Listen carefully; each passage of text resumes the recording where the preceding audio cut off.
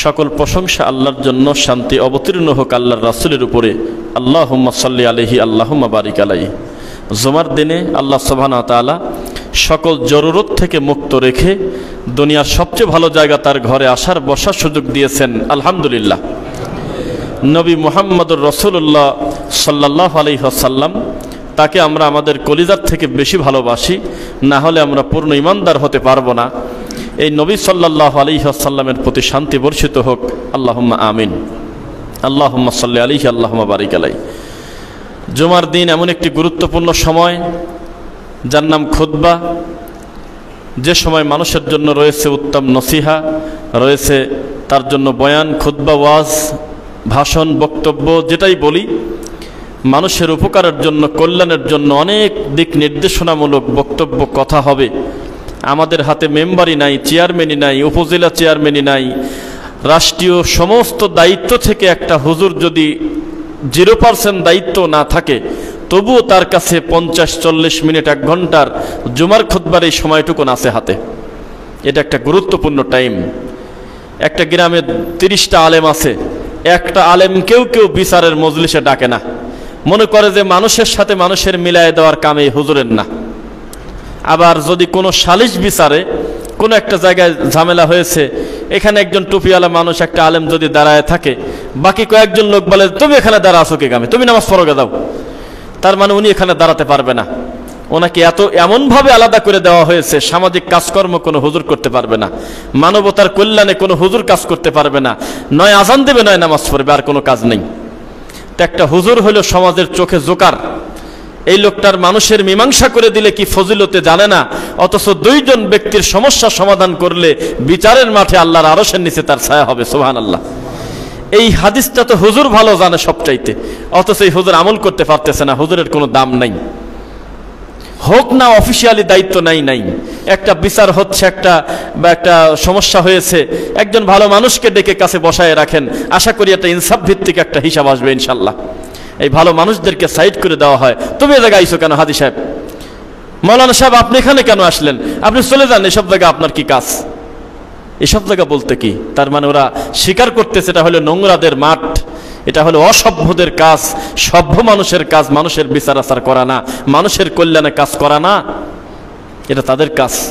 তাছাড়া আহলে হাদিসদের পক্ষ থেকে কত কোটি টাকার ত্রাণ গিয়েছে সেটা আপনারা জানেন, ইতিহাস আমি বললাম না। এই সুনামগঞ্জে, নেত্রকোনায়, সিলেটে, বিভিন্ন জায়গায়, বন্যায়, উত্তরবঙ্গ সহ দেখেন নাই? একটা টাকার কোনো আলোচনা, মিডিয়া তো দূরের কথা, মূলধারার নাম নিয়ে যারা বড় বড় আল্লামা 1 মিনিটের জন্য পোস্ট দেয় নেই যে আলহামদুলিল্লাহ আল্লাহ আহলে হাদিসদের মাধ্যমে আমাদের এই 10 কোটি টাকার সম্পদ এই অভাবগ্রস্ত মানুষের, এই বন্যা কবলিত লোকের সামনে একটু উপকার হলো, অন্তত আলহামদুলিল্লাহ মুখ দিয়ে বলি, তারা বলল না। কোন নাস্তিক 2 বস্তা চাল নিয়ে গেছে, কোন বাটপার একটা নৌকায় করে 30 বস্তা গম নিয়ে গেছে, ওগুলো ফুটেজ করে 10-12টা সেলফি তুলে ওগুলি আকারে পত্রিকার শিরোনাম হচ্ছে। এটা হলে এই জাতি আমরা।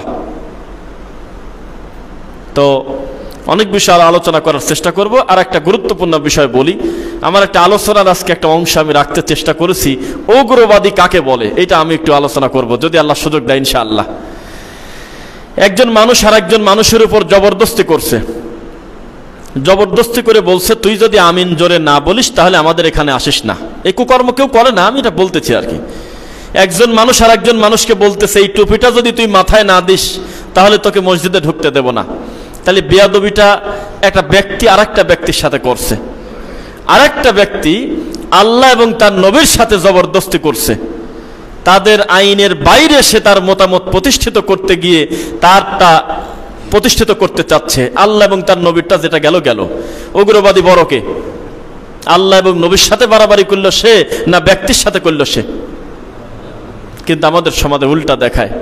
আমাদের সমাজে যারা সুন্নাহর বিরুদ্ধে অবস্থান নেয়, আল্লাহর নবীর সুন্নাহকে যারা কটূক্তি করে, এদেরকে উগ্রবাদী বলা হয় না। উগ্রবাদী বলা হয় সমাজের ম্যাক্সিমাম লোক মিলাদ পড়ে, এই 10টা ছেলে কেন পড়ে না? অধিকাংশ লোক নাভির নিচে হাত বেঁধে নামাজ পড়ে, এই 5টা ছেলে কার রে? এরা কেন নাভির নিচে হাত বাঁধে না? এদের হাত উপরে গেল কেন? বোঝা গেল এরা হলো উগ্রবাদী। কারণ কচুরি পানার মতো তারা ভেসে যায় নাই, তারা নৌকার মতো স্রোতের বিপরীতে রওনা দিয়েছে। তাই এটা আমাদের সমাজের চিত্র। আমাদের সমাজে উগ্রবাদী, জঙ্গি এটাকেই বলে। মানে বিশেষ করে একটা বিশেষ শ্রেণীকে এরকম লকব লাগায়। প্রায় 93 জন দিন বোঝার পরে যুবকদেরকে মসজিদে আসতে নিষেধ করা হয়েছে। তাদেরকে 4টা শর্ত দেওয়া হয়েছে। মরা মানুষকে কেন্দ্র করে যে খাবার অনুষ্ঠান করা হয়, একবার যদি কোনো মুসলমান তোমাদেরকে দাওয়াত দেয়, তোমরা ইয়ারকি ঠাট্টা না করে তার বাড়িতে দাওয়াত গ্রহণ করেই মিলাদে যাবে, যদি পারো, না হলে মসজিদে আসো না। আমরা বাপদাদা থেকে আমরা যে আমল আখলাকগুলো নিয়মিত করে আসছি, আমাদের মাযহাব অনুযায়ী যদি ইবাদত বন্দেগী করো, মসজিদে আসো, না হলে এসো না। জায়গার নাম হলো পাবনা সদানগর। তখন আমার সাথে দেখা করে বলল কি করা যায়। তাই বললাম যে আপনি ওদের সাথে একটু বসেন। তো বললো আমাদের বিচার হবে হলো শুক্রবারের দিন। তো বললাম এই বিচারের মজলিস থেকে রায় হওয়ার আগে আমাকে একটু ফোন দিয়ে একটা লাউড স্পিকার দিবেন, আমি 3 মিনিট কথা বলবো তাদের সাথে, সেটা মুফতি হোক আর মসজিদের সভাপতি হোক। তো সে পরিস্থিতি তাদের আর দেয়নি, তাদের কথাই বলতে দেয় না, যে না তোমাদের কোনো কথাই নেই, এক পক্ষ বিচার। তাদের মসজিদ থেকে বের করে দেওয়া হলো। পরবর্তীতে আমি বললাম যে একটা কাজ করেন, আপনারা কিছু ভাই এই সভাপতির বাড়িতে যান বা দায়িত্বশীলের কাছে গিয়ে একটা কথা বলেন যে আপনার কাছে একটা কথা বলতে আসছে, 50 সেকেন্ড আমাদের সময় দিবেন। কি সেটা হলো, আপনারা আমাদেরকে মুসলমান মনে করেন কিনা, বাস হ্যাঁ কিনা এটা বলে দেন, আমরা চলে যাব। যদি মুসলমান মনে করেন তো বলেন যে হে মনে করি, আর যদি অমুসলিম মনে করেন তা সেটাও বলেন। যদি মুসলিম আমরা হই তাহলে তো আপনাদের মসজিদ আমাদের জায়গা হওয়ার কথা, আমলের যতই তারতম্য থাক। আর যদি মনে করেন যে না তাদেরকে আমরা থাকতে দেব না, তাহলে মন্দির বানানোর অনুমতি যেহেতু দেশে আছে, গির্জা বানানোর অনুমতি যেহেতু দেশে আছে, পৃথিবীর কোনো মুসলমানকে অধিকার দেওয়া হয় নাই যে একটা অমুসলিমের ইবাদতখানা ভেঙে দেবে, পোড়ায় দেবে। এটা কি আছে কোনোখানে?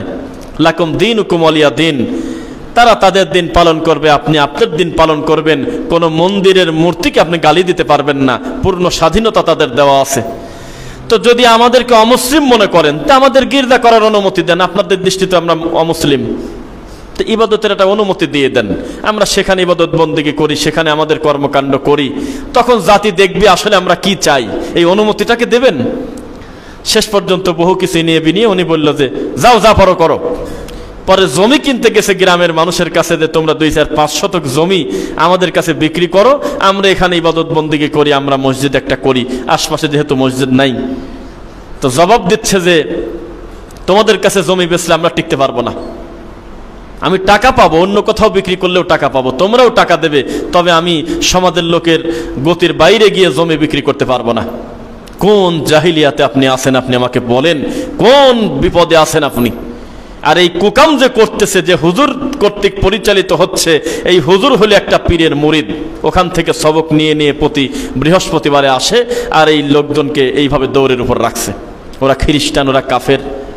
93 জন মানুষ আপনি কি খেলা কথা মনে করেছেন? এদের জায়গা হচ্ছে না। এখন ওরা একটা কৌশল অবলম্বন করেছে, কোন একটা ব্যক্তির নামে জায়গা কিনবো, কোন একটা ব্যক্তির নামে, যে আমার নাম ইব্রাহিম, আমার নাম ওমর, আমার নাম নজরুল, আমার নাম শরীফ, আমি আপনার জমিটা কিনবো। এইভাবে নিজের নামে জমিটা রেজিস্ট্রি হওয়ার পরে তারপরে মসজিদের নামে ওয়াকফ করে সালাত পড়তে হবে। সরাসরি মসজিদের নাম বলে তারা দেবে না, তারা এতটা খারাপ মনে করে আমাদের, নাউজুবিল্লাহ। এইবার এই কথা বলার উদ্দেশ্য, আপনি বলেন তো, যারা এত বড় বিপদে আছে আল্লাহর নবীর সুন্নাত পালন করার কারণে, এ বোঝে না আমিনের কি দাম, বলেন তো দেখি। এই দরদ কি আপনি সহজে বুঝতে পারবেন? ওর ভিতরটা ছিঁড়ে যাচ্ছে আল্লাহর নবীর তরিকা সালাত পড়তে না পেরে, ওর ভিতরটা ছিঁড়ে যাচ্ছে, আল্লাহর ঘরে তার জায়গা হচ্ছে না। সুন্দর একটা লাইব্রেরি দেওয়ার জন্য, একটা মসজিদ মাদ্রাসা কমপ্লেক্স করার জন্য তারা জায়গায় জায়গায় ঘুরতেছে, গ্রামের বাইরে গিয়ে হলেও তারা একটা পরিবেশ করতে চায়, তাদের জায়গা নাই, বিপদগ্রস্ত। কি করবে তারা? এই লোকের কাছে যায় যদি আপনি শিথিলতার নামে, এই লোকের কাছে যায় যদি আপনি বলেন যে ফিতনা করো না, এটাও মানি না, ওটাও চলে, তাহলে এই লোকটা তো বিষ খেয়ে মরা উচিত। ইতিহাসটা পড়তে হবে সালাফদের, দেখেন তারা কি কষ্ট করেছে দিনকে প্রতিষ্ঠিত করার জন্য। আম্মার বিন ইয়াসির কি কষ্টটা করেছে দিনের জন্য, তার বাপ তো জীবন দিয়ে দিলে মুহূর্তের ভিতরেই, কষ্ট সহ্য করতে না পেরে মরেই গেল। আম্মারের কষ্ট দেখে আবু বকর পাশ দিয়ে যেতে বলল যে কষ্ট তো মানা যায় না, খুব জটিল কষ্ট হচ্ছে দেখতেছি, ইমানটা ধরে রাখো। পাশ দিয়ে ওয়ারাকা বিন নাফেল যাচ্ছে, বলতেছে যে আমি তোমাদের পক্ষ বিপক্ষে বলবো না, আমার ধর্ম যেহেতু আলাদা, তবে তুমি যদি মরে যাও আমি তোমার জন্য ভৎসনা করব না, আমি দোয়াই করব তোমার জন্য, তুমি লোক ভালো। শেষ পর্যন্ত এত নির্যাতন করা হলো, তারপরেও তিনি ঈমান ছাড়ে নাই। যদিও প্রেসারে পড়ে দুই একটা ভুল কথা বলে ফেলছিল, পরবর্তীতে আল্লাহর নবীর সামনে বলার পরে আল্লাহর কোরআন মাজিদের আয়াত নাজিল হয়ে গেল, মান কাফারা বিল্লাহি মিন বাদি ঈমানিহি ইল্লা মান উকরিহা ওয়া কলবুহু মুতমাইন্নুম বিল ঈমান। হে নবী, সেদিন আম্মার আপনাকে মন থেকে গালি দেয় নাই, ওকে প্রেসার ক্রিয়েট করা হয়েছে। আর শরীয়ত কয়েক ব্যক্তির উপর থেকে দায়িত্ব তুলে নেয়, যাকে জবরদস্তি করে কোনো কিছু বলানো হয় এবং ঘুমন্ত ব্যক্তি থেকে উঠে নেয় দায়িত্ব। ও তখন অচেতন ছিল, অতিরিক্ত প্রেসারের কারণে আপনার ব্যাপারে কটু কথা বলেছে, এটা ওর মনের কথা না, ওকে আপনি ছেড়ে দেন, আমি আল্লাহ মাফ করে দিছি ওকে।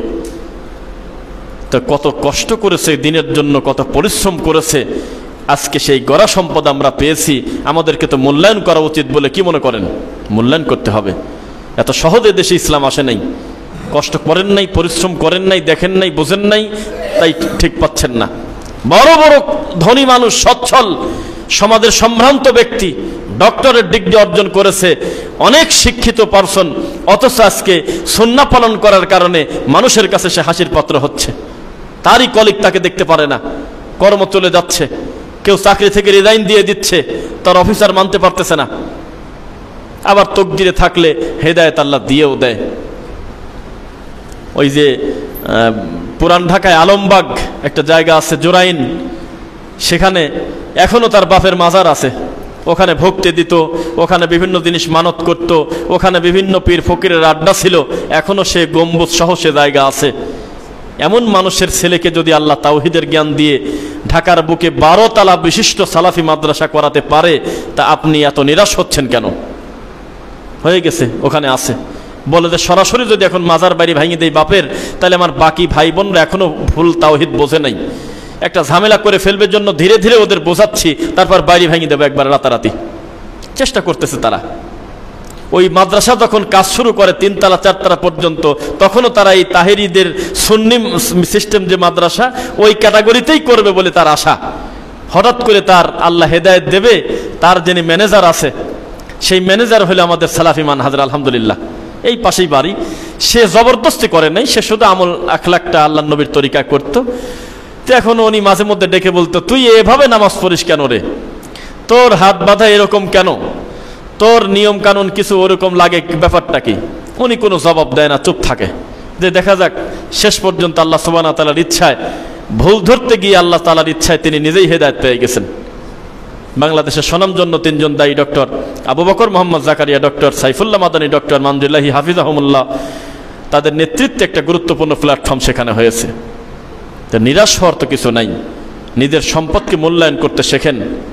আজকে ওদের মতো কর্মকাণ্ড করবেন না যারা বলে যে সৌদি আরবের কাছে আমাদের আর কোনো আশা ভরসা নাই, আমাদের যত আশা ভরসা এখন খালি ইরানের দিকে, ইরাকের দিকে। এরকম অসভ্যদের দৃষ্টিতে তাকায় নিজের দিনটাকে কোরবানি করে দিয়েন না।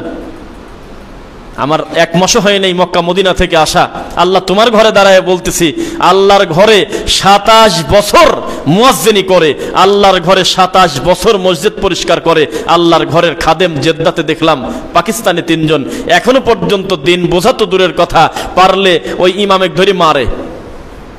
এত আক্রোশ, পীর ছাড়ে নাই, তরিকা ছাড়ে নাই, মাযহাব ছাড়ে নাই। সেখানে গিয়ে এমন কর্মকাণ্ড, তাদের সালাত শেষ করার সাথে সাথে তারা তাদের ভাষায়, হিন্দিতে, উর্দুতে এই দেশের সমালোচনা, এই ইমামদের গালিগালাজ করে, বলে যে এরা কবে যে হাম্বলি মাযহাবটা ছাড়বে, এইভাবে বলতেছে। তো হেদায়েত আল্লাহর পক্ষ থেকে আসে। আউযু বিল্লাহি মিনাশ শাইতানির রাজিম, ওয়া কুলিল হাক্কু মির রাব্বিকুম, হে নবী আপনি বলে দেন হক আসে আমার আল্লাহর পক্ষ থেকে। ফামান শাআ ফালইউমিন, তোমাদের যদি মনে চায় তো মেনে নাও, ওয়ামান শাআ ফালইয়াকফুর, মনে না চাইলে প্রত্যাখ্যান করো, কুফরি করো, আমি আল্লাহর কিছুই আসে যায় না। আজকে জাতি বোঝে না উগ্রবাদী কাকে বলে। উগ্রবাদী তারা যারা আল্লাহর নবীর পদ্ধতি মানে না, তারা হলো উগ্রবাদী, তারাই হলো সন্ত্রাস, তথ্য সন্ত্রাস। যারা যারা মিডিয়াতে বসে বসে আল্লাহর নবীর সুন্নাতের বিরুদ্ধে অবস্থান নেয়, জাতিকে বিভ্রান্ত করে, তারা তথ্য সন্ত্রাসী। অথচ আজকে উল্টা হয়ে গেছে নীতি। সমাজ এরকমই চলবে, যেহেতু কিয়ামত কোনো না কোনো একদিন তো হবে, নাকি একদিন তো হবে। ওই যে মনে পড়ে গেল ডক্টর খন্দকার আব্দুল্লাহ জাহাঙ্গীর রাহিমাহুল্লাহর কথা। ওনাকে প্রশ্ন করছে এক ছাত্র যে এ দেশে সব তো শেষ হয়ে গেল, ইসলামের কিছু নাই, মানুষ এটা করে সেটা করে, আপনারা জিহাদের অনুমতিও দেন না, আমরা কোথায় যাব? তখন উনি বলল, যে দেশের ৯৮ জন আল্লাহর কোরআন পড়তে পারে না, কোরআন বুঝতে পারে না, সূরা ফাতিহার অর্থ জানে না, সেই দেশের চাইতে ভালো ইসলাম যে চায় তার কি পাবনা জায়গা হবে না কোথায় হবে? উনি বলছিল কথা। ইসলাম বলতে কি বোঝেন আপনি? 10টা লোককে যদি বলি হাত তুলে সূরা ফাতিহাটা বিশুদ্ধ করে পড়েন তো দেখি, জবান বন্ধ হয়ে হাত প্যারালাইজ হয়ে যাবে। অথচ আপনি বলতেছেন সংসদে ঢুকে যাবো কাল সকালে। সস্তা কথা? ইসলাম কি ঠাট্টা করার জিনিস? বেদাতিরা আমাদের কোরআন তেলাওয়াত নিয়ে মশকরা করে না? দেখেন তো কয়েকদিন আগেও করতেছে। মানে আপনি মনে করতেছেন এটা কঠিন কাজ? আল্লাহর কসম 2 মাস সময় দেন হাফিজিয়া মাদ্রাসার একটা টিচারের কাছে, 2 মাস একটু গুরুত্ব দিয়ে 2 বেলা একটু সময় দিয়ে পড়েন, ইনশাল্লাহ আশা করতেছি হয়তো কারীদের মতো আপনি পড়ে যেতে পারবেন না, তবে মদ, মাখরাস, ওয়াজিব, গুন্না, ইকফা, তারপরে নিয়ম কানুন, কোথায় কি নিয়ম আছে স্বাভাবিকভাবে আশা করতেছি সুন্দর করে পড়তে পারবেন। তো এটা কোনটাকে গুরুত্ব দিচ্ছেন আমরা তো বুঝতে পারতেছি না। আমাদের এমন অকারণে তারা গালি দিতেছে, আমাদের অসুবিধা নেই, হাজারো হাজারো গালি দিচ্ছে, ওগুলোর বিষয়ে আমাদের কথা নাই, কিন্তু আমাদের কোনো ভুল পেয়ে যেন তারা গালি না দেয়, আমাদের যেন কোনো ভুল না থাকে। আল্লাহ তৌফিক দিক, আল্লাহুম্মা আমিন। কোরআন পড়তে জানেন না, হাদিস পড়তে জানেন না, বিদ্যা অর্জন করতে চান না, তাহলে আপনি আর যাবেন কার কাছে? একজন কে জানি এক বক্তা বলতেছে যে আগে ওয়াজ নসিহত করলে মানুষের অন্তরের ভিতর ঢুকে যেত, এখন ওয়াজ করলে ক্যামেরার মধ্যে ঢুকে যাচ্ছে, এখন ওয়াজ করলে মোবাইলে চলে যায়। মানে আপনি যদি মোবাইল অন করেন আল্লাহর নবীর হাজার হাজার হাদিস পাবেন, শত শত বড় বড় বিদ্বানের বক্তব্য পাবেন, অস্বীকার করবেন? কিন্তু বেশি বিদ্যা শোনার কারণে পরিস্থিতি এমন হয়ে গেছে, পরীক্ষার টেনশনে বই নিয়ে বসার সময় পাচ্ছেন না। এত গুরুত্বপূর্ণ ওয়াজ শোনেন, এই জন্য আল্লাহর নবীর 2টা হাদিস আলাদা করে মুখস্থ করার টাইম নেই, কোরআন মাজিদটা শুদ্ধ করে তেলাওয়াত করার সময় আমাদের হাতে নেই। এটা নিজেদের সমালোচনা করলাম আজকে, এটা উচিত না। মানুষকে হাসানোর সুযোগ দিবেন না। আহলে হাদিস একটা সস্তা কথা না। সারা পৃথিবী ধুয়ে মুছে সাফ হয়ে যাবে, ইমাম বুখারী ধুয়ে মুছে সাফ হবে না। সারা পৃথিবীর গাছপালা ধ্বংস হয়ে যাবে, ইমাম ইবনু তাইমিয়া মরবে না। সারা পৃথিবী ধ্বংস হয়ে যাবে, নাসিরউদ্দিন আলবানী রাহিমাহুল্লাহকে মানুষ তার কলিজায় মনে রাখবে। জাতি ভালো মানুষদেরকে স্মরণ রেখেছে, রাখতে বাধ্য হবে, কারণ এই গ্রহণযোগ্যতাটা আল্লাহর পক্ষ থেকে আসে। তো এমন কাজকর্ম করবেন, আমাদের কাজ দেখে, আমাদের কর্ম দেখে অটোমেটিক যেন তারা দিনের প্রতি আকৃষ্ট হয় ইনশাআল্লাহ। আপনারা কি জানেন কিনা, ওই যে অমুসলিম যারা, বিশেষ করে ইন্ডিয়াতেও, ওরা কিন্তু সালাফি ধর্মের প্রতি খুব রাগ, মানে মতবাদের পর খুব রাগ। তারা বলতেছে যে সুফি ইসলামের সাথে আমাদের কোনো অসুবিধা নাই। সরাসরি মোদি নিজে বলছে যে সুফিজমের সাথে আমাদের কোনো পার্থক্য নাই। দুর্গার দরগা যেমন, মুসলমানের সুফি পীর ফকিরের ধর্ম আর আমরা হলে একই, আমাদের কোনো পার্থক্য নেই, একই। কিন্তু সালাফি ইসলাম যেন আমাদের এখানে ঢুকতে না পারে, জাকির নায়েকের নীতি যেন ঢুকতে না পারে, এটা তিনি প্রকাশ্যে একটা বক্তব্যে বলল, কয়েকদিন আগে দেখলাম। কারণ কি জানেন? কারণ সালাফি যারা, আহলে হাদিস যারা, তারা শুধু নামাজেই বুকে হাত বাঁধে না, খালি শুধু আমিনি জোরে বলে না, শুধু টাকনুর নিচে উপরে কাপড়ই শুধু পরে না, তারা আল্লাহর নবীর পদ্ধতিতে গোটা জীবন পরিচালনার কথা বলে ইনশাআল্লাহ। যার কারণে তারা এটা পছন্দ করে না। কিন্তু সুফিদের ইসলাম তাদের পছন্দ কেন জানেন? নামাজ পড়ে মসজিদ থেকে বাড়ায় না, রুমাইল পেশা নিয়ে বাঁধি তসবিনি ঘরে ঢুকে গেছে, রাত 10টার সময় আবার বাড়িতে যাচ্ছে, মাগরিবের সময় ঢুকছে, 12 রাকাত তাওয়াবিন পড়তেছে, হু হু জিকির করতেছে, ওর কোনো চাপ নাই, কোনো লোকের কোনো ক্ষতি নাই। রাস্তা দিয়ে হেঁটে যাচ্ছে, যেহেতু সে বুজুর্গ পীর, ওই মাটির দিক তাকার আসছে আর হাতে তসবি আছে। মনে পড়ে গেল কথাটা, বাকির কবর থেকে বের হয়ে আমাদের বাশার বিন হায়াত আলী ভাই একজনকে বলতেছে, ভাই এত বড় তসবি হাতে নিয়ে ঘুরতেছেন, তসবিটা পকেটে রেখে হাত দিয়ে দিয়ে বলেন সুবহানাল্লাহ, আলহামদুলিল্লাহ, আল্লাহু আকবার, তাহলে আঙুলটা বিচারের মাঠে সাক্ষী দেবে। এই কথাটা খালি বলছে। এখন উনি ধমক দিয়ে বলছে, বেটা আমি ইংলিশে অনার্স, তুই চিনিস আমাকে? বলতেছে আমি ইংলিশে অনার্স করা।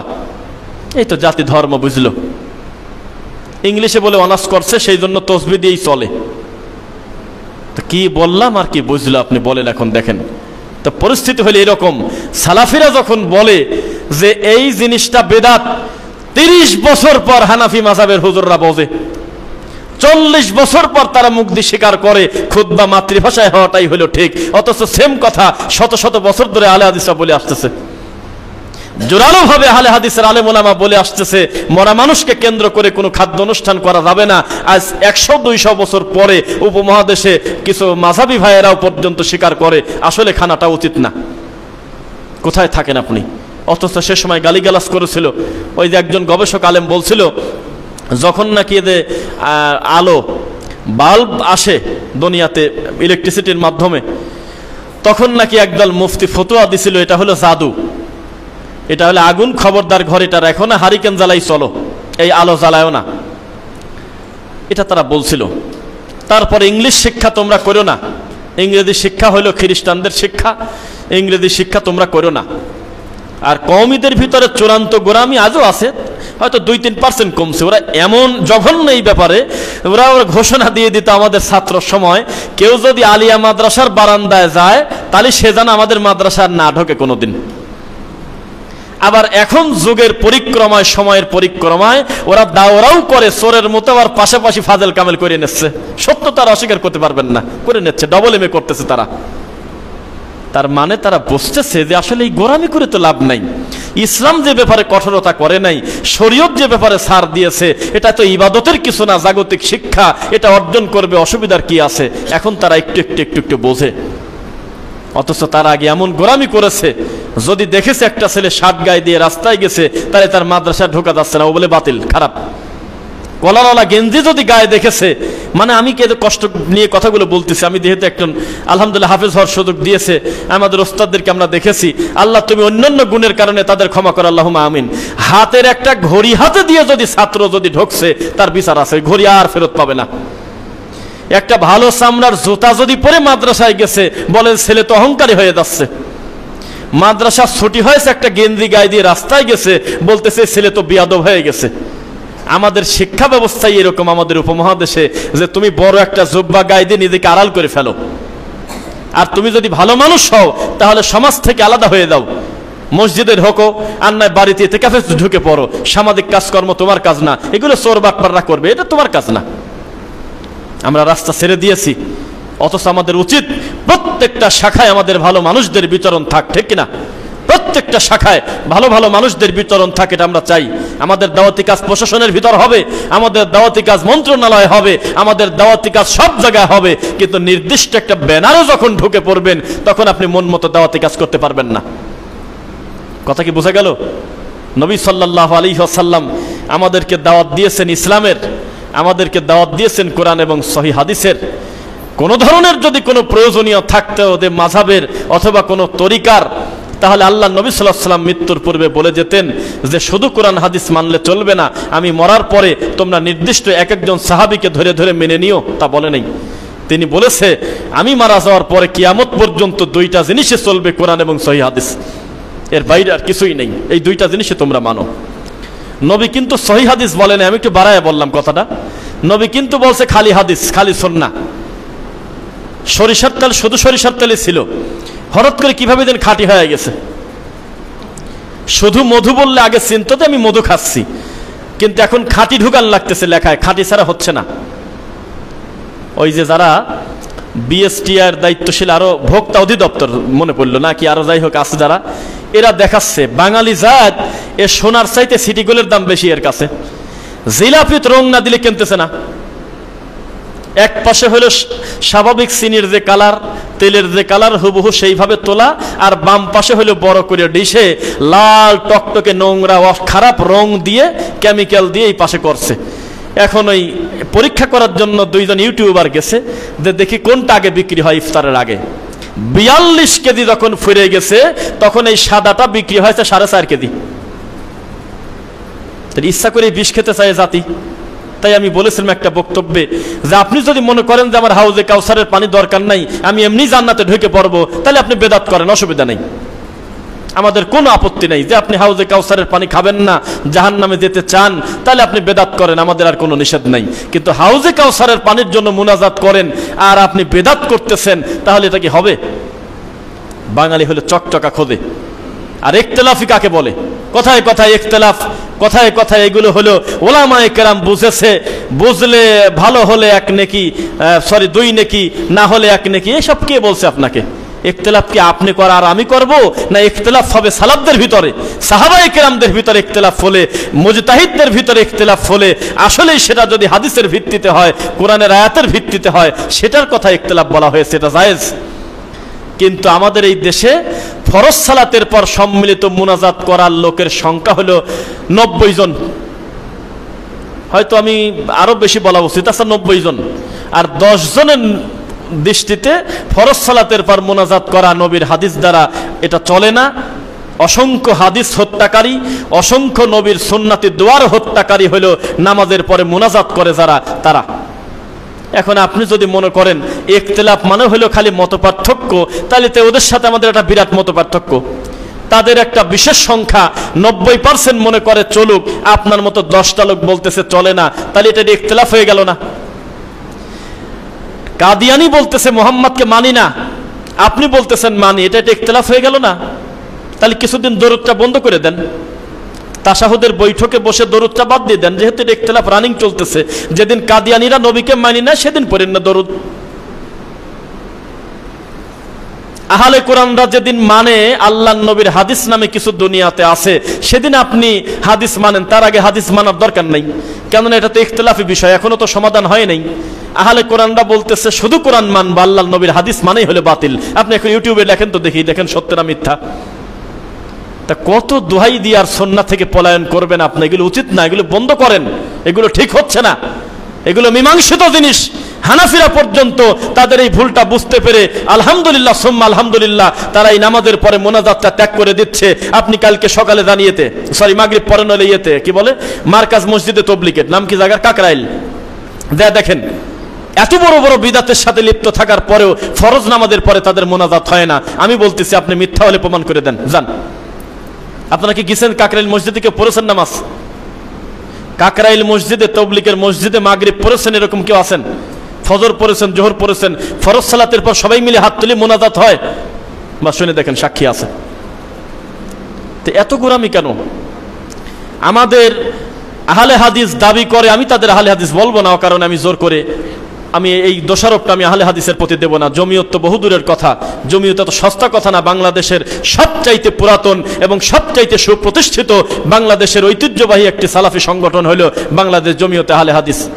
2-4-5 জন শয়তানি করবে আর আমি তার নাম দিয়ে দেব জমিয়তে আহলে হাদিস, এত সস্তা কথা না। আহলে হাদিস জমিয়তের ভিতরে এত আলেমের সংখ্যা কম পড়ে নাই, প্রায় 1000-এর কাছাকাছি মাদানি বড় বড় বিদ্বান জড়িত।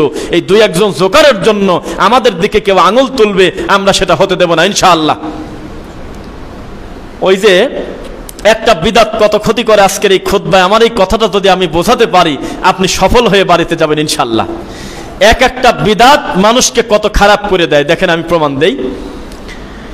প্রমাণ হইল ফরজ সালাতের পর মুনাজাতের পক্ষে আহলে হাদিসের কিছু সংখ্যক অনুসারী একটা দল আছে, আছে কিনা? আছে কিনা? আল্লাহর কসম এটা তারা মুস্তাহাব পর্দায় রাখে নাই। এটা মনে হচ্ছে পৃথিবীর সবচাইতে বড় ইবাদত তাদের। আমার মোবাইলে আছে, আমি একটু শোনাই আপনাদেরকে। টাঙ্গাইলে একটা লোক, তার নাম হলো ইসমাইল মাদানি। কি মাদানি? ইসমাইল মাদানি। নিজেকে আবার বলে আমি শুধু মাদানি না, মাক্কি এবং মাদানি। যাই হোক, ডক্টর। এই লোকটা আমার রানিং বক্তব্যে হাতের পর বাড়ি দিয়ে মাহফিল থামা দিল। আচ্ছা গেছে, ডক্টর মুজাফফর বিন মোহসেন মাহফিলে গেছে, তাকে বাধা দিয়ে থামা দিছে। মানে যে কোনো সালাফি মূলধারার আলেম ওলামা গেলে কোনো সময় যদি একবার মুখ দিয়ে বলে নামাজের পরে মুনাজাতের বিষয়ে, তাহলে এই লোকটা তাকে নিশ্চিত মারবেই মারবে, না মারলে তাকে অপমান করবেই, এটা তার গতি। এই লোকটা এরপরে বগুড়ার একটা বিশেষ সংখ্যা আছে, গাইবান্ধার একটা বিশেষ সংখ্যা আছে, চাঁপাইনবাবগঞ্জের একটা সংখ্যা আছে, টাঙ্গাইলের মোটামুটি কিছু লোক আছে। আল্লাহর কসম, আপনি তাদের পোস্ট দেখলে, কর্মকাণ্ড দেখলে মনে হবে পৃথিবীর সবচাইতে বড় ইবাদত হলো নামাজের পরেই মোনাজাত টিকানো। তাকান আমার দিকে, খেয়াল করেন। রেজাউল করিম আবরার কিভাবে আহলে হাদিসদেরকে বাঁশ দিলেন দেখুন। এইটা হলো আহলে হাদিসের বাচ্চার পোস্ট। দেখুন, লুৎফর রহমান ফারাজি প্রমাণ করে দিলেন আহলে হাদিসরা ভুল পথে আছে, নামাজের পরে মোনাজাত হলো নবী থেকে প্রমাণিত। এটা আহলে হাদিসের বাচ্চার পোস্ট। তারপরে এইরকম আমি আর পরে আমি জঘন্য শব্দগুলো আনতে পারবো না। যত সুন্নি কবর পূজারি, মাজার পূজারি, তারপরে দেওবন্দীদের একবারে নোংরা নোংরা যুক্তি, আহলে হাদিসদেরকে যত গালিগালাজ যারা করে, নামাজের পরে মোনাজাত করে না এরা, তারপর টাকা দিয়ে ফিতরা সরাসরি এরা দিতে নিষেধ করে, এইগুলো নিয়ে নিয়ে এই এরা পোস্ট দেয়। আপনি এদের পোস্টে গেলে আপনার মনে হবে আল্লাহ, আকিকা দিয়ে যদি আহলে হাদিস নামটা পরিবর্তন করা যেত তাহলে পরিবর্তন করাই ভালো। কামটা করতেছে কি? সি সি সি সি সি। তারা হলো দায়িত্বশীল হয়ে বসে আছে। আজকে ক্লিয়ার করে বলি, এই ঘুমটা দেওয়া হুজুর আমরা না, এই নাম বদলায় দেন। এত সস্তা কথা না আহলে হাদিস, আয়সা ভাইসা কাণ্ড বাদ দিয়ে দেন। মিজানুর রহমান আজহারির মাহফিলে 10 লাখ 5 লাখ লোক হয়, আমরা তখন বলেছি সংখ্যার বিবেচনা কোনোদিন সত্যের মাপকাঠি হতে পারে না। ওরা যখন বলেছে আমাদের কুয়াকাটার মাহফিলে লক্ষ লক্ষ লোক জড়ো হয়, তোমরা কি বলো বেটা, তখন আমরা বলেছি লোক জড়ো হওয়া মানে সেটা সত্যের মাপকাঠি হয় না। ওরা যখন বলেছে আমরা যদি বেহক হতাম, আমরা যদি বাতিল হতাম, আমাদের সরমনার মাহফিলে হাজার হাজার লক্ষ লক্ষ গাড়ি, মানুষ তো বহুদূরের কথা। আমরা তখন বলেছি শোনো, সংখ্যা দিয়ে কোনোদিন সত্য বিচার করা যায় না। আহলে হাদিসটা হলো তারা সংখ্যা কোন দিকে গেল জানার কথা না, তিনজনও যদি আল্লাহর নবীর সুন্নাত মানে এই তিনজনকে নিয়েই আমি চলবো, এর নাম হলো আহলে হাদিস। কিসের ভিতর কি যুক্তি দিচ্ছেন যে মিলেমিশে চলবো, সর্ষের তেল, পেট্রোল, পাম অয়েল, নারকেলের তেল, ডিজেল সব কিছু মিলায়ে আমি আজকে তেলের ঐক্য বানাবো, এই নোংরা ঐক্য আমরা চাই না। এরকম জোকার চলে যাক। আহলে হাদিসের নাক কাটা, মূলধারার আহলে হাদিসদেরকে গালি দেওয়ার জন্য দিনাজপুরে রেজাউল করিম আবরারকে ভাড়া করছে, তারাও নাম নিচ্ছে আহলে হাদিস। এই কোন কষ্ট বলেন আপনি আমাকে? লুৎফর রহমান ফারাদিকে নিয়ে আসছে কেন? এক আহলে হাদিস ভাই আর এক আহলে হাদিস ভাইকে হারানোর জন্য কবর পূজারীদেরকে ভাড়া করছে, যাতে আপনাকে একটু খাটো করা যায়। এই কষ্ট কাকে বলবেন আপনি? এটা ছোটখাটো পর্যায়ে নাই। তারা পৃথিবীর সবচেয়ে বড় ফরজ মনে করে নামাজের পরে এই কুকামটা ঠিক রাখার জন্য। কুকাম বললাম কেন জানেন? আল্লাহর নবীর প্রায় 33টা দোয়া হত্যাকারী কুকামের নাম হলো ফরজ সালাতের পর মুনাজাত করা। এত ভঙ্গি করেন কেন? জামাত ইসলামের ভাইদেরকে চিৎকার করে বলেছি, দেলোয়ার হোসেন সাইদের নাম শুনলে ঝরঝর করে আপনাদের চোখে পানি বের হয়, আমরা অস্বীকার করব না। এখনো তার নাম শুনলে বুকের তাজা রক্ত দিয়ে দেবে এদেশে হাজার হাজার যুবক, কোনোদিন আমরা অস্বীকার করব না। অথচ লোকটা আজকের থেকে 30 বছর আগে মুখ দিয়ে বলেছিল নামাজ, এই নামাজ আমাদের অনেকেরই হয় না, এই নামাজটা যদি শুদ্ধ করতে চান নাসির উদ্দিন আলবানির সালাতুর রাসূলটা আপনারা পড়বেন। কোনোদিন তো মুখ দিয়ে বলতে দেখলাম না জামাতের হুজুরদের। বিষয়টা কি? এত ভঙ্গি কেন? সাইদি সাহেবকে প্রশ্ন করেছে একটা মহিলা, তার নাম হলো কি জানো, ফাতেমা নামে একটা মেয়ে, মহিলা প্যান্ডেল থেকে প্রশ্ন করলো তাকে, সম্ভবত চট্টগ্রামের একটা বড় মাহফিলে, যে নামাজের পরে আমাদের দেশের যে মোনাজাতটা চালু আছে এটা নাকি চলে না। তখন উনি বলছিল, জীবন আপনি ঠিকই বুঝেছেন, আসলে এই পদ্ধতিতে আল্লাহর নবী থেকে কোনো হাদিস তো দূরের কথা, সাহাবায়ে কেরাম থেকেও কোনো আমল নেই। কার নাম নিবেন আপনি? দাওবন্দির একটা বিশেষ অংশ বড় বড় আলেম তারা দুই একেবারে নিজের হাত দিয়ে লিখে গেছে, এটা অবশ্যই একটা নিকৃষ্ট বিদআত, এটা উচিত না। নবীর সুন্নাতি দোয়াগুলো বসে বসে পড়তে হবে। দেওবন্দির এখনো বেশ কিছু মাথাছাড়া দেওয়া বড় বড় আলেম খোলা মাঠে এসে স্বীকার করতেছে নামাজের পরে কি করা লাগে, সালাম ফেরানোর পরে। এইটা যদি আমি আপনাদেরকে আজকে বলি, আপনারা তো আমাদেরকে আহলে হাদিস বানা দিবেন না। আর আপনি আহলে হাদিস নাম নিয়ে আপনি ভঙ্গি করেন নাকি? হ্যাঁ, ভঙ্গি করেন? বাপদাদা সম্পত্তি পাইছেন নাকি? যে বাপ বুকে হাত বাঁধছে আমিও বাঁধলাম, তাহলে তো আমার কাম নাই তো আর। সুদ খাচ্ছে ঠিক আছে, আমি তো জোরেই বলি, সমস্যা কি নাকি? এত সস্তা কথা পেয়েছেন নাকি? বুকের তাজা রক্ত ঢেলে দিয়েছে দিনের জন্য। বেলাল তার চেহারার কারণে মর্যাদা পায় নাই, বংশের কারণে সম্মান পায় নাই, আল্লাহর নবীকে মেনে নেওয়ার কারণে সম্মান পেয়েছে। কার সাথে কি বলেন? আমি জানি আমাদের ভিতরে কিছু ঠান্ডা হুজুরদের দৃষ্টিতে আমাদের এই তরুণ দায়ীদের অনেকেই তারা খুব আপত্তি মনে করে যে এইগুলো ফিতনা করে, এইগুলো একটু নমনীয় হতে হয়। তুমি যে নমনীয় শুরু করলে, তো কয়দিন পরে আমরা রফিকুল ইসলাম বিন সাইদ, ব্রাদার রাহুল, এই সমস্ত লোক যেদিন নরম হয়ে যাব, তাহলে আহলে হাদিস সেদিন বেঁচে খায়ও। এরার নামটাম নিও না, কিছুই থাকবে না সেদিন। যে ভঙ্গি শুরু করলে তোমরা, ওরা লজ্জায় মুখ খোলে না নামাজের পরে মুনাজাতের কথা তারা ঠিক পাইছে, এটা একটা বিদআত। আর এখন আমাদের এই বগুড়ার, টাঙ্গাইলের বেশ কিছু লোক আছে, এগুলো পুষে রাখতে চাচ্ছে, প্রয়োজনে আপনাকে মারবে।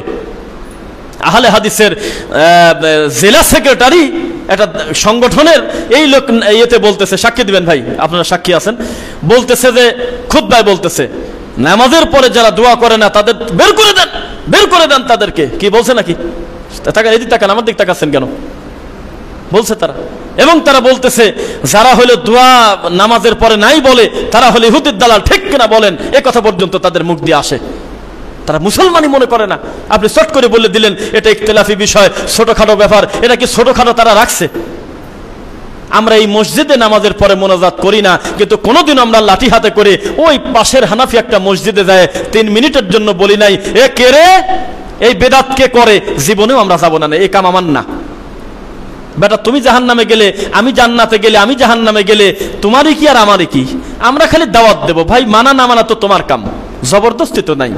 কিন্তু তুমি ওখান থেকে একটা ফতোয়া ডেলিভারি দিলে যে এই মসজিদে যারা নামাজ পড়ে তারা হলো ইহুদির দালাল। কেন? কয়েকদিন নামাজের পর যেহেতু দোয়া করে না, আমি ছাড়িয়ে দেবো তোমাকে নাকি? তা চলতেছে এগুলো। খুব দুঃখ থেকে কথাটা বললাম, কারণ খালি সুবহানাল্লাহ বলে এত ফজিলত হয়, আর রুমাইল মুড়ি দেওয়া আহলে হাদিস তো আমি না। আসলে এইভাবে গাউসাপটি মানুষ পূজা করে, দেওবন্দীদের মতো আকাবির পূজা করে আমি তো চলতে পারবো না। যা আছে তাই বলতে হবে। অথচ অনেকেই চক্ষু লজ্জায় হোক, সম্মানের দিকে তাকায় হোক, জবানে তালা মেরে এই সত্যটা স্বীকার করে না, মুখ বুজে বসে থাকে। বহু আগে থেকে দেখেছি রানিং বক্তব্য বন্ধ করে দিচ্ছে, লজ্জা শেষ। বলতেছে যে 1 ঘন্টা 18 মিনিট বক্তব্য দিচ্ছেন, 43টা প্রশ্ন উত্তর দিচ্ছেন, আমরা সবাই খুশি। গাইবান্ধা সব খুশি, কিন্তু না এই যে 5টা মিনিটের জন্য একটু মোনাজাত মারি দিলে কি এমন হয়তো? আমাকে বলতেছে জালসা শেষে, বলতেছে একটু মোনাজাতটা করলে কি এমন ক্ষতি হয়? বলতে বলতে দেখি ওদের কিছু লোক এসে আমাদের গাড়ির পরে অ্যাটাক করলো, আমরা গাড়ি জোরে টান দিয়ে চলে আসলাম পলায়ে। এই তো গত বছরের বাজার, দেখেন না আপনি কানা? আপনি বলতেছেন যে এগুলো ছোটখাটো ব্যাপার, ওদের কাছে পৃথিবীর শ্রেষ্ঠ ইবাদত হলো নামাজের পরে এই কাজটা ঠিক রাখা। এক একটা বিদআত মানুষের কত ক্ষতি করে। আমাদের একজন নাম বলবেন, একজন বড় বিদ্বান, সব ব্যাপারে আহলে হাদিসদের সাথে আলহামদুলিল্লাহ আমাদের থেকে করা, কিন্তু টাকা দিয়ে ফিতরা দেওয়ার জন্য এমন ভাবে উঠে পড়ে লাগছে, এইটা বৈধ করার জন্য প্রতি বছর রমজান মাসে একটা বিরাট ঝামেলা হয়ে যায়। অথচ উনি যদি মুখ দিয়ে বলতো যে আচ্ছা যদি আমার দৃষ্টিতে টাকা দিয়ে ফিতরা দেওয়া চলেও, এটা পাবলিকলি বলবো আমি কেন? এটা আমি একাই টাকা দিয়ে দেই, আমি কেন ঝামেলা করতে যাব?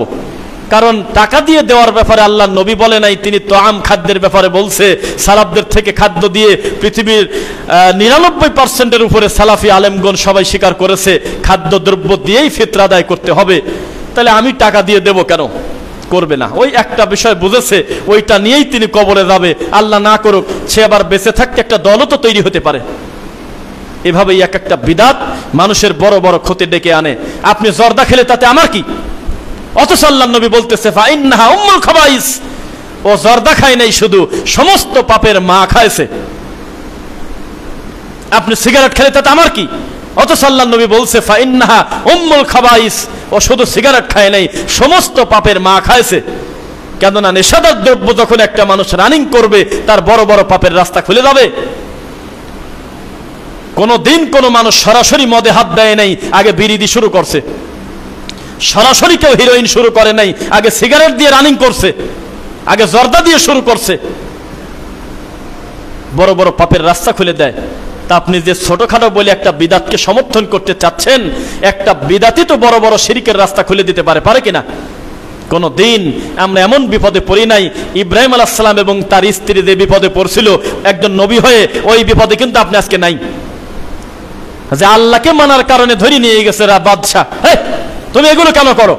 যেদিক তাকাই সবাই হলো লাত মানাত উজ্জাতকে মানে, যেদিক তাকাই তোমার বাপ পর্যন্ত মূর্তি পূজা করে, আর তুমি বলতেছো যে আল্লাহ ছাড়া কারোর মাথা নত করবো না। তুমি আবার কে? বউ শুদ্ধি ধরে নিয়ে গেছে, নেয়নি? তার যদি ইসলাম চলে, আর এমন কোন মসজিদ নাই বাংলাদেশে আলহামদুলিল্লাহ, প্রায় exception is always exception, exception is not exam. দুই একটা ব্যতিক্রম আছে আমার জানা নাই, তবে অধিকাংশ মসজিদে অন্তত আল্লাহর নবীর পদ্ধতিতে সালাত আদায় করার অন্তত 2টা হলেও মুসল্লি আছে। নাই এমন কোন মহল্লা নাই, গ্রাম নাই, যেই গ্রামে আপনি ছাড়াও আরো 5 জন দিন বোঝা মানুষ নাই। আলহামদুলিল্লাহ। এত ভয় পাচ্ছেন কেন? সত্যটা বলে দেন জাতির সামনে, খোলাসা করে দেন। সংখ্যা দিয়ে আমার কোনো কাজ নাই, কিছু কচুরিপানা বের হয়ে যাক। নিজের ছেলেকে যে ইনসাফ করে বিচার করে, আগামীবার সে চেয়ারম্যান হতে পারে, এটা ব্যাপার আছে। লোকজন বলবে যে হ্যাঁ, পরিষদে প্রকাশ্যে নিজের ছেলেকে পর্যন্ত ছাড়ে নাই, চুরির দায়ে পিটিয়ে ছেড়ে দিয়েছে। আর আপনার মামা শ্বশুরের ছেলের, খালুর, দুলাবার, নাতির, বেটার বোর, মেয়ের, দোস্তের বাড়ির কাছে বাড়ি, আর আপনি বললেন যে ধামাচাপা দিয়ে একটা চোরকে ঢেকে দিলেন ক্ষমতার বলে, তাহলে আর জীবনে মেম্বারের আশা করেন না। বরং আমরা যদি মনে করি এ ডাকাত ছড়াও, তাড়াতাড়ি বের করে দাও, এ আমাদের আহলে হাদিসের নাম বদনাম করে শেষ করে দেবে, জাতির সামনে মুখ দেখাতে পারবো না। এই 2-4টা খারেদি মানহাজের 2-4টা উগ্রবাদী জাহেলকে আমরা আমাদের দলে রাখবো না, ও যা পারে করুক, আমরা ওদের সাথে নাই। তাহলে সারা পৃথিবী দেখতো যে আজকে সত্য ইনসাফ করার কারণে নিজের দলকে পর্যন্ত ছাড় দেয়নি। জুকার দিয়ে আমি কি করব? প্রতিদিন এভারেজে হাজার হাজার যুবক দিন বসতেছে, শত শত ছেলে তাওহীদ মেনে নিচ্ছে। আপনি কি বলেন? সংখ্যা দিয়ে কি করবেন আপনি?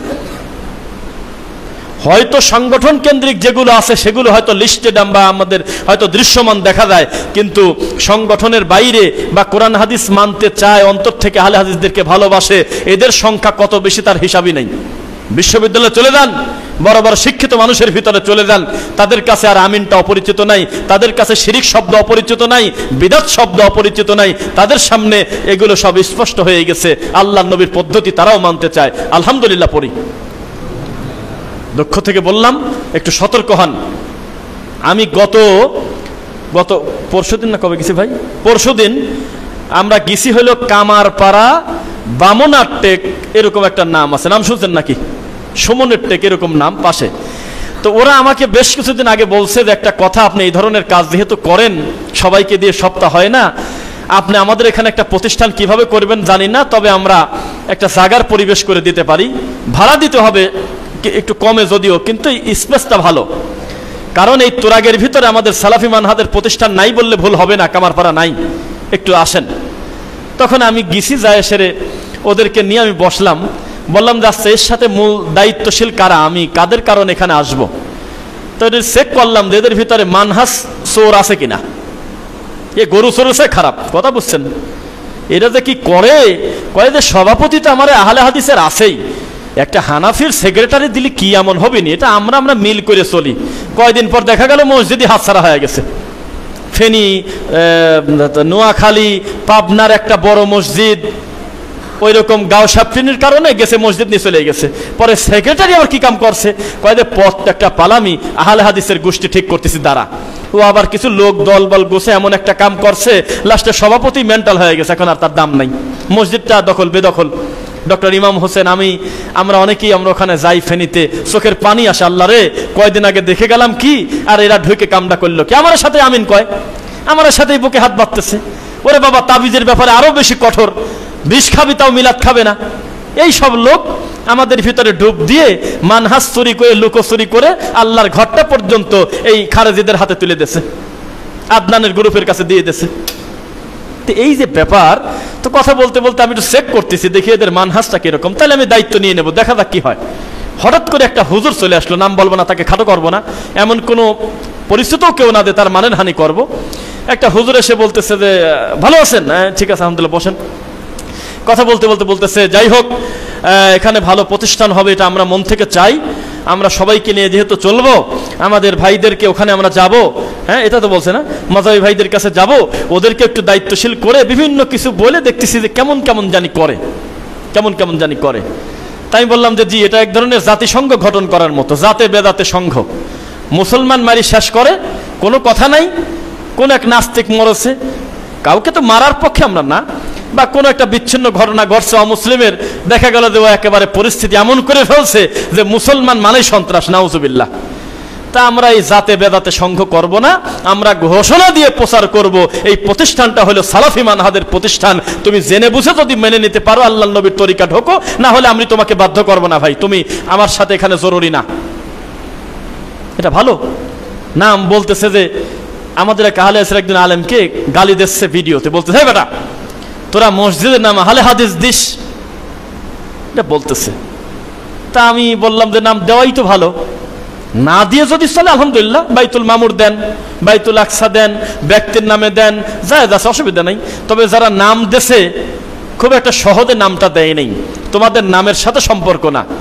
একটা বেদাতি গ্রামের ভিতরে একটা সোনের ঘরে কোনো নামই দরকার নেই, খালি লেখেন যে আল্লাহর ঘর মসজিদ, এই নামে একটা মসজিদ করেন, করে আল্লাহর নবীর পদ্ধতিতে ইবাদত করেন, আশপাশে যত মুফতি আছে, যত বেদাতি হুজুর আছে আপনাকে টিকতে দেবে না, ঘরটাই ভেঙে দেবে।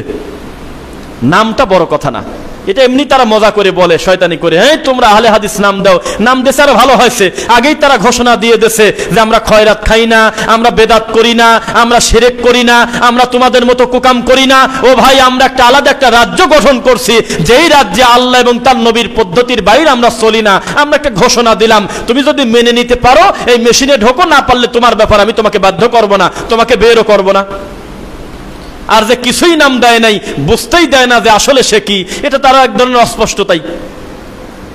তো কিছু কিছু বিষয় আছে, নাম দেওয়াটার ভিতর একটা ব্যাপার আছে। সংসদে যদি আহলে হাদিস নামটা কয়েকবার উচ্চারণ হয়, খারাপের কি আছে, হোক। আহলে হাদিস নাম শব্দ মুখে নিয়ে বেদাতিরা গালি দিচ্ছে, দিক, আপনার সমস্যা কি আছে? নামটা তো মুখে নিল, নাম নিয়ে নিয়ে গালিগালাজ করতেছে, করুক, মানুষ একটু বুঝুক। কেন এরা আবার কারা? এরা এত খারাপ দেখি, আহলে হাদিস শব্দটা ইউটিউবে লিখে দেখি এরা কারা। যেই লিখবে, আমি আশা করতেছি মরা পর্যন্ত যদি ওয়াজ শুনতে চায়, এদের ওয়াজ ছাড়া কারোর ওয়াজ আর তার ভালো লাগার কথা না। যত জীবন ঘনিষ্ঠ প্রশ্ন উত্তর পর্ব, ভালো ভালো বিষয় ভিত্তিক আমলিয়াত, ওয়াজ, নসিহত সবই আহলে হাদিসের দখলে, আলহামদুলিল্লাহ। বেদাতি প্রশ্ন উত্তর পর্ব করতে পারে না। আমাদের সালাফি মানহাজের দায়ীগণ 1.5 ঘন্টা ওয়াজও করে, আবার 50টা প্রশ্নের উত্তর দেয়, দেয় কিনা? আর ওদের কাছে আপনি 5টা প্রশ্ন দেন একটা পীরের কাছে, রেগে গালাগালি করে অস্থির করে দেবে আপনাকে। এই কে রে বেয়াদব, এই কাগজটা দেশে কে? উত্তর তো সন্তুষ্টজনক আপনি পাবেনই না, বরং আপনাকে প্রেশার দেবে তারা। মানুষ ঠিক পেয়ে গেছে। এই জন্য পিস টিভি বলেন, মূলধারার NTV সহ বিভিন্ন চ্যানেলে আলহামদুলিল্লাহ আমাদের সালাফি মানহাজের আলেমগণ, ডক্টর রেজাউল করিম মাদানী জমিয়ত আলাইহিসের একজন ভালো দায়িত্বশীল, উনি আছে হলো নাগরিক টিভি, আরো জি টিভি, বেশ কিছু টেলিভিশনে আছে। আমরা চাই যে এদের মাধ্যমে আল্লাহ সুবহানাহু ওয়া তাআলা আরো বেশি দাওয়াত নিক, বলেন আল্লাহুম্মা আমিন। ওই দেওবন্দে ডাকি না, কাজ হবে না, রানিং লাইভের প্রশ্ন উত্তর দিতেও পারে না, ওই জবান বন্ধ করে বসে থাকবেন, আর ন্যায়ও না। যেখানেই প্রশ্ন উত্তর পর্ব দরকার, আহলে হাদিসের আলেমদেরকেই নিয়ে যাচ্ছে, পড়ি আলহামদুলিল্লাহ। আমার খুতবার মূল কথা, যে কথাগুলো বললাম একটু শক্ত করে, খবরদার সংখ্যা বাড়ানোর জন্য নিজের ইবাদতকে, নিজের আকীদা মানহাজকে জলাঞ্জলি দিবেন না, পারবেন ইনশাআল্লাহ? সংখ্যা বানানোর দায়িত্ব আমার না। ওমা ইউমিনু আকসারুহুম বিল্লাহি ইল্লা ওয়া হুম মুশরিকুন, বরং তারা অধিকাংশ মানুষ লা ইলাহা ইল্লাল্লাহ পড়ে, তারপরেও তারা মুশরিক, পড়ি নাউযুবিল্লাহ। জুমার খুতবার প্রথম পর্ব শেষ করছি। বারাকাল্লাহু লানা ওয়া লাকুম ফিল কুরআনিল আযীম।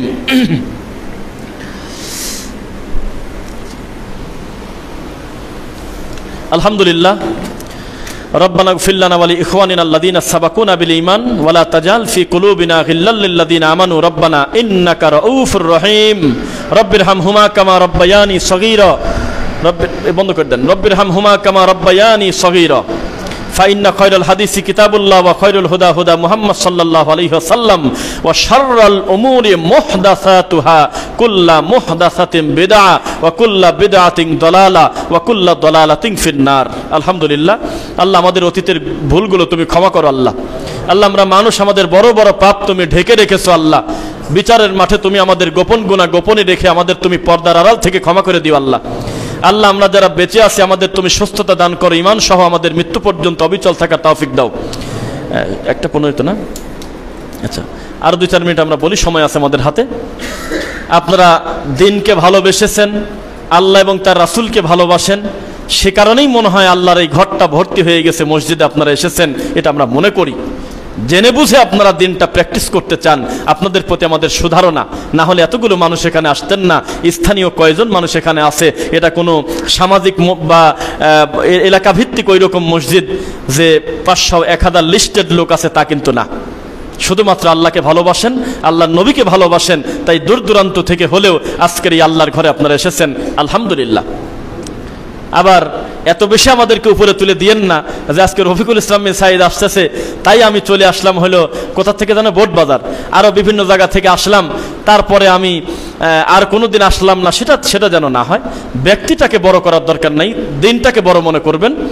আপনি চোখ বন্ধ করে যে কোনো হালে হাদিস মসজিদেও যদি চলে যান, আমরা আশা করতেছি আপনি জুমার খুতবায় ইনশাল্লাহ কিছু কিছু শিখতে পারবেন ইনশাল্লাহ। এটা একটু নিশ্চিত থাকা যায়, কেননা তারা সবচাইতে যে ব্যাপারে তারা সচেতন সেটা হলো ভুলেও যেন মুখ ফসকে জাল হাদিস যেন মুখ দিয়ে বের না হয়, কোনো বেদাতি কথা যাতে মুখ দিয়ে না আসে, কারণ এ অন্য কেউ ধরবে না, আহলে হাদিসরাই তাকে সাইজ করে দিবি।